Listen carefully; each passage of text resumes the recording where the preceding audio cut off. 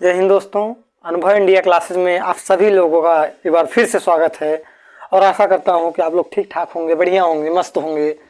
तो ठंड का सीज़न चल रहा है और ठंड भी लग रही है इस समय। तो हम लोग सीधा अपने टॉपिक पे आते हैं कि हम लोग टेंस पढ़ रहे थे और टेंस में फ्यूचर परफेक्ट टेंस हम लोग का चल रहा था।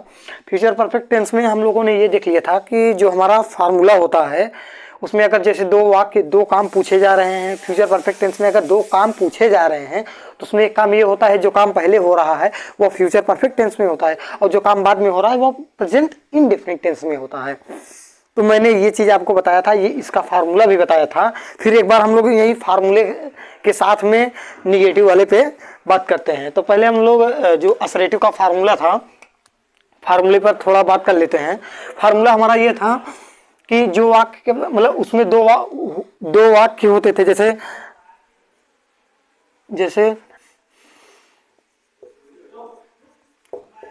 सूजल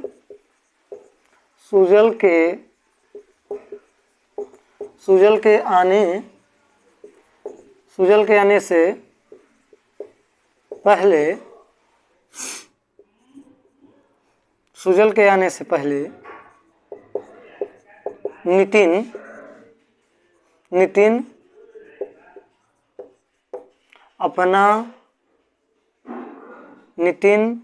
अपना पाठ याद कर चुका होगा। क्या है? चुका होगा। अब इसमें देखो दो वाक्य है। एक वाक्य तो जैसे एक वाक्य क्या है कि यहाँ से यहाँ तक है और जो ये हमारा एक वाक्य हो गया और जो ये दूसरा वाक्य है, चलो इसको यहाँ तक मान लेते हैं, और जो दूसरा वाक्य हमारा यहाँ से लेके ये यहाँ तक हो गया। अब इसमें ये ध्यान देना है कि एक सूजल के आने से पहले नितिन अपना पाठ याद कर चुका होगा।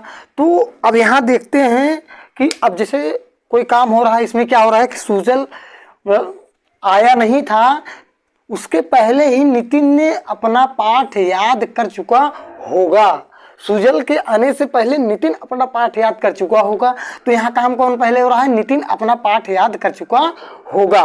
तो इसका जो फार्मूला होता है पहले होता है, अब ये फ्यूचर परफेक्ट में हो जाएगा। अब future perfect, future FUTURE future perfect PERFECT perfect plus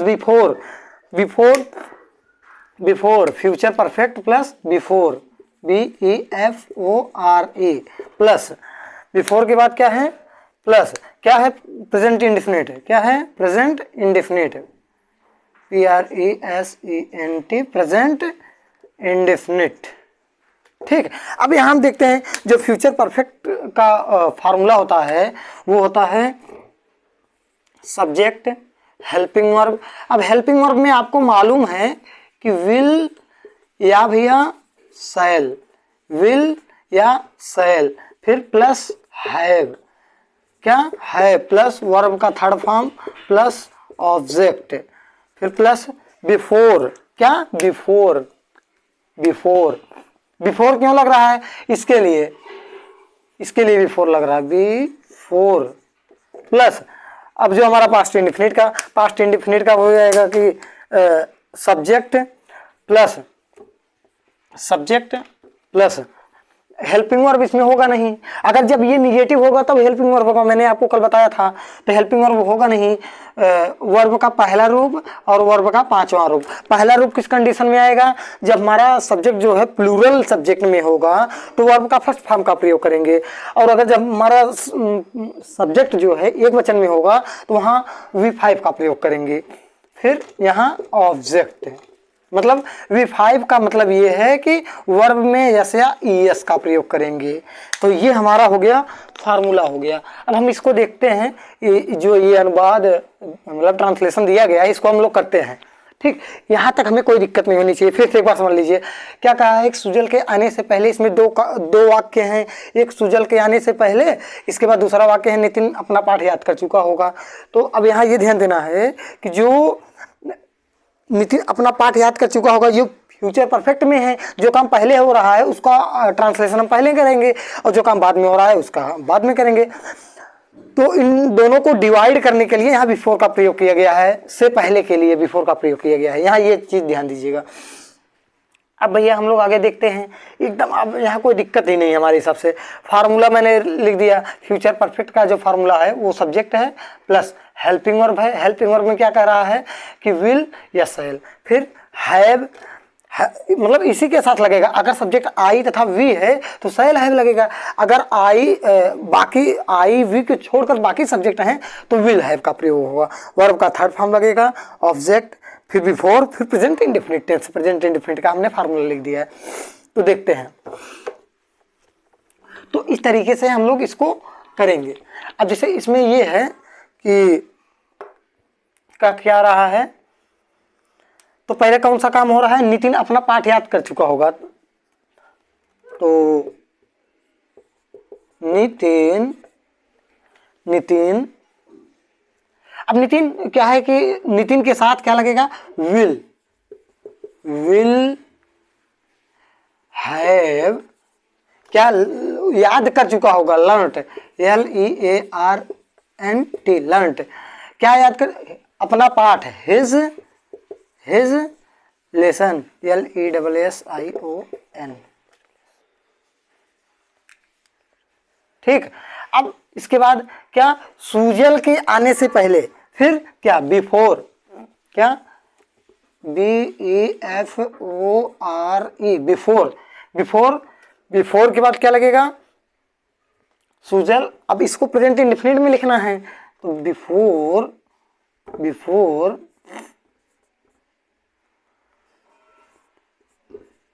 Sujal, एक वचन है, सुजल यहाँ एक वचन है, तो बिफोर कम्स हो जाएगा। ठीक, यहाँ तक हमारे हिसाब से कोई आपको आपत्ति नहीं होनी चाहिए यहाँ तक। तो हम लोग आगे देखते हैं। अब इसी में देखते हैं कि मतलब अब निगेटिव वाला हम लोग देखेंगे। ये तो हमारा फार्मूला हो गया। असरेटिव का कल भी हम लोग किए थे, आज भी बता दिए हैं ताकि कोई दिक्कत ना हो। फिर अब निगेटिव वाला चलते हैं, क्या करते हैं, निगेटिव वाला हम लोग देखते हैं। Negative sentence, NEGATIVE, negative sentence, SENTENCE। Negative sentence किसका है, फ्यूचर परफेक्ट। किसका है भैया, future perfect, FUTUREPERFECT, future perfect का है। ठीक, अब हम लोग यहाँ देखते हैं। अब इसमें कहता ये है भैया कि पहले निगेटिव वाले को हम समझेंगे कि निगेटिव वाला कहता है एक ऐसा वाक्य जिसमें नहीं शब्द का अगर प्रयोग हो तो वह निगेटिव वाक्य हो जाता है। अगर ये नहीं शब्द आ गया है, जैसे आप समझ लो कि मैं आपको पढ़ाता हूँ, मैं आपको पढ़ाता हूँ। ठीक, अब यहां ध्यान दो, मैं आपको पढ़ाता हूं, ये तो असरेटिव सेंटेंस हो गया, ये प्रेजेंट इंडेफिनिट का है। अगर यही मैं कह दूं कि मैं, अब देखो इसमें तो काम हो रहा है कि मैं पढ़ा रहा हूं आपको, मतलब मैं आपको पढ़ाता हूं, इसमें ये पता चल रहा है कि काम हो रहा है, प्रक्रिया हो रही है। अब यही मैं हो गया कि मैं आपको नहीं पढ़ाता हूं, आपको नहीं पढ़ाता हूं। क्या हो गया भैया, मैं आपको नहीं पढ़ाता हूं। अब इससे ये, जब मैं बोल रहा हूं मैं आपको नहीं पढ़ाता हूं, इससे ये हो रहा है कि मैं आपको नहीं पढ़ाता हूं। तो इसमें नहीं शब्द आ गया है कि मतलब मैं वो काम करता ही नहीं, मैं आपको पढ़ाता ही नहीं, इसमें ये आ गया। जब नहीं शब्द आ गया है तो इससे पता चलता है कि ये निगेटिव वर्ड है। अब अगर ये जब निगेटिव वर्ड है, एक वाक्य में, एक सेंटेंस में अगर इसको रख दिया जाएगा तो वह पूरे वाक्य को न के बराबर रख देगा। जैसे मैं यहाँ क्या है कि मैं आपको पढ़ाता हूँ, फिर यहाँ क्या है, मैं आपको नहीं पढ़ाता हूँ। ये कह रहा है, इसमें हो रहा है कि मैं आपको पढ़ाता हूँ, मैं आपको नहीं पढ़ाता हूँ। ठीक, इसमें ये डिसाइड कर रहा है। मतलब इसमें जब अगर ये निगेटिव वर्ड आ जाता है तो ये किसी काम के होने की संभावना खत्म कर देता है, ये समझो। अब हम लोग चलते हैं, आगे चलते हैं, आगे चलते हैं। तो अब इसमें ये ध्यान देना है कि जो हमारा फार्मूला होगा, जो हमारा फार्मूला होगा भैया, ये ध्यान देना बहुत आराम से। फार्मूला तो आपको अभी मैंने बताया, फिर इसके बाद अब देखते हैं निगेटिव वाला कि सबसे पहले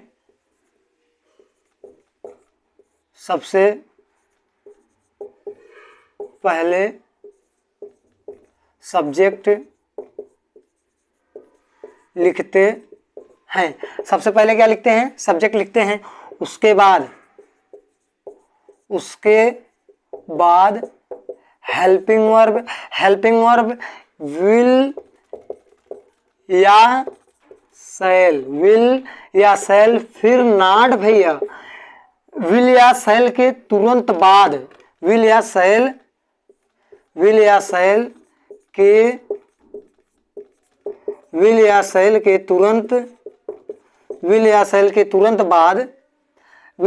के तुरंत बाद क्या करते हैं हम लोग?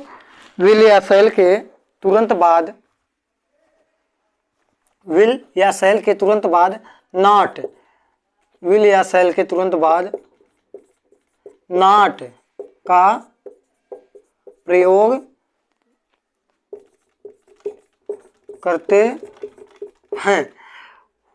उसके बाद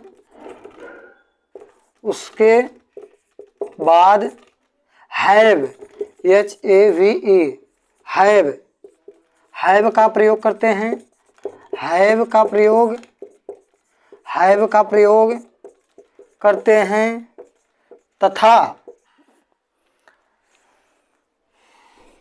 तथा उसके बाद क्रिया वर्ब का थर्ड फॉर्म का प्रयोग करते हैं। अब यहाँ ध्यान देना भैया, जो हमारा वाक्य कह रहा है कि सबसे पहले हम लोग सब्जेक्ट लिखते हैं। अच्छा, सब्जेक्ट लिखते हैं, कोई दिक्कत नहीं है, यहाँ तक सब्जेक्ट लिख लिए हैं। अब इसके बाद सब्जेक्ट के तुरंत बाद जो है हम लोग हेल्पिंग वर्ब लिखेंगे। ठीक है, हेल्पिंग वर्ब लिख लिए हैं। अब हेल्पिंग वर्ब क्या है हमारा? हेल्पिंग वर्ब जो है विल या शैल है भैया। क्या है? विल या शैल है। इसके बाद हेल्पिंग वर्ब के तुरंत बाद नॉट का प्रयोग करते हैं। अच्छा, नॉट का प्रयोग कर लिए भैया, नॉट का प्रयोग करते हैं। उसके बाद हैव का प्रयोग करते हैं। उसके बाद किसका है प्रयोग करते हैं? नॉट, तब हैव। अब यहाँ देखो, अगर असरेटिव में हम लोग देखेंगे तो विल हैव और शैल हैव या ये हेल्पिंग वर्ब से सटा हुआ था, लेकिन जब ये आ गया, नॉट आ गया, तो इन दोनों के बीच में दूरी बना दिया, ठीक है। तो आगे देखते हैं हम लोग। अब इतना तो समझ में आ गया। जैसे अब ये आ गए हैं, इनका जो दो लोगों का मोहब्बत था, मोहब्बत खुद अपने घुस गए हैं इन मोहब्बत के बीच में, ठीक। फिर इसके बाद प्लस वर्ब का थर्ड फॉर्म, फिर ऑब्जेक्ट प्लस ETC। ये हमारा निगेटिव सेंटेंस का हो गया। अब इसमें हमें कुछ करने की जरूरत नहीं है, बस इसको समझिए। अब इस पे हम ट्रांसलेशन करते हैं और समझते हैं, एग्जाम्पल करते हैं। प्रैक्टिस सबसे ज़्यादा महत्वपूर्ण है, ये समझ लीजिए। प्रैक्टिस सबसे ज़्यादा महत्वपूर्ण है, ये ध्यान दीजिएगा। चलिए हम लोग आगे बढ़ते हैं। तो इन सब चीज़ों को ध्यान में रखते हुए अगर आप काम करेंगे तो आपको कोई दिक्कत नहीं होगा, आसानी से चीज़ें आ जाएंगी। तो हम लोग फार्मूला एक बार लिख देते हैं फिर से। तो जो हमारा फार्मूला होगा वो ये हो जाएगा, सब्जेक्ट हेल्पिंग वर्ब में विल या शैल, फिर नॉट प्लस वर्ब का third form plus object plus ETC। ये हमारा क्या हो गया? फार्मूला हो गया। कौन सा फार्मूला हो गया? निगेटिव वाला फार्मूला हो गया। ये समझ लो एकदम, आप देखो एकदम आसानी से। अब यहाँ कुछ करने की जरूरत नहीं, ज़्यादा सोचने की जरूरत नहीं है। हाँ, यहाँ शादी वादी नहीं करानी है हम लोग को कि बहुत ज़्यादा सोचें कि यार कितना दहेज मिलेगा कि नहीं मिलेगा, हाँ, गाड़ी मिलेगा, अपाची मिलेगा कि हीरो पुच्छ मिलेगा। हाँ, तो इन सब बातों को ध्यान में रखते हुए हम लोग आगे बढ़ते हैं। देखो अब जैसे सीमा के आने से पहले, सीमा के आने से पहले मैं आपको नहीं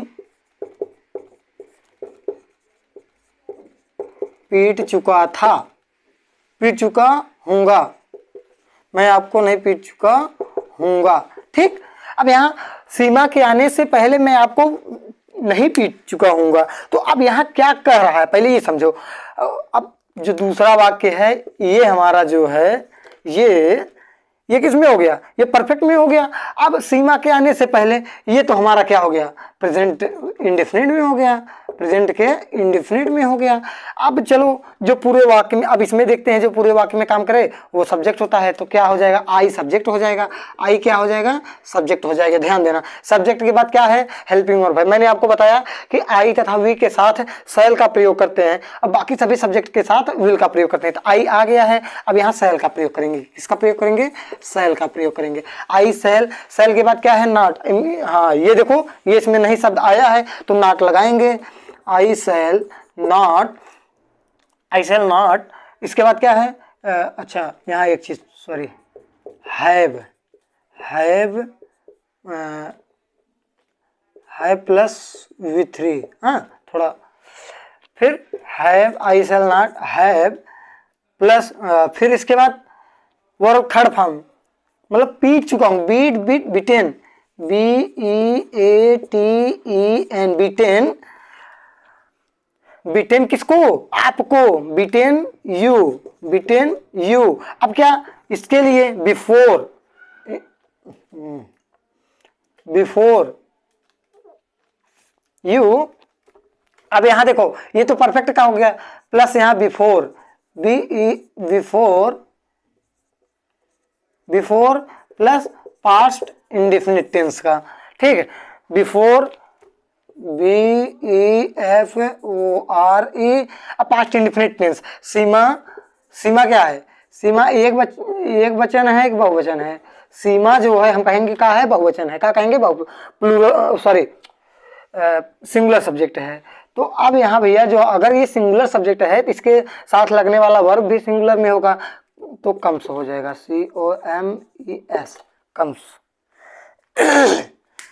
तो ये हमारा इस तरीके से ये नेगेटिव वाला ये चल रहा है। तो चीज़ों को समझते हुए चलेंगे हम लोग, इसी प्रकार से हम लोग काम आगे करेंगे। और देखते हैं एग्जाम्पल, एग्जाम्पल और देखते हैं, एग्जाम्पल जो है और देखते हैं। ठीक, तो यहाँ ये सेल, ये भी, चलो यहाँ से कर देते हैं, plus BEFORE, before plus past, sorry present, present, present indefinite. हाँ ये हमारा हो गया। अब जैसे अब देखते हैं कि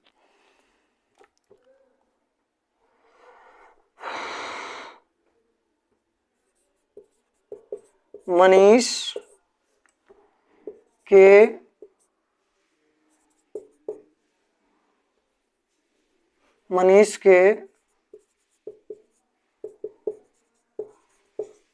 पहुंचने से पहले, मनीष के पहुंचने से पहले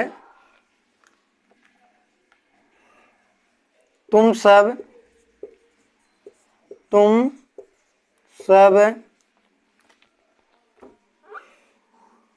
सब खाना नहीं खा चुके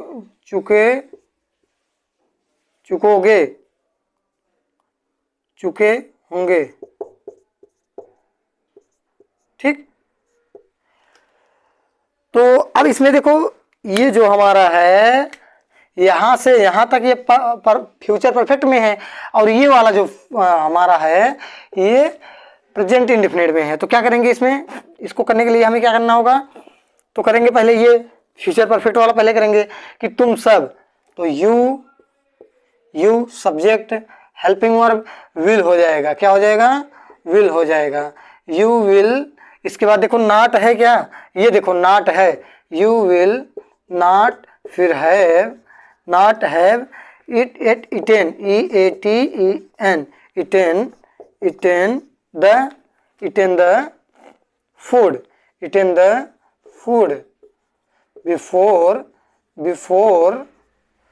बिफोर मनीष,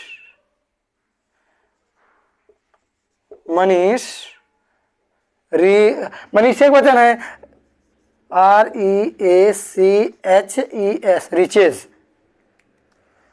तो आशा करता हूँ कि आशा करता हूँ कि आप लोग को समझ में आ गया होगा अच्छे से। तो आज हमारा जो ये फ्यूचर परफेक्ट का जो निगेटिव वाला है आज यहीं पर समाप्त होता है। तो आज के लिए इतना ही। Wish you all the best. जय हिंद, जय भारत।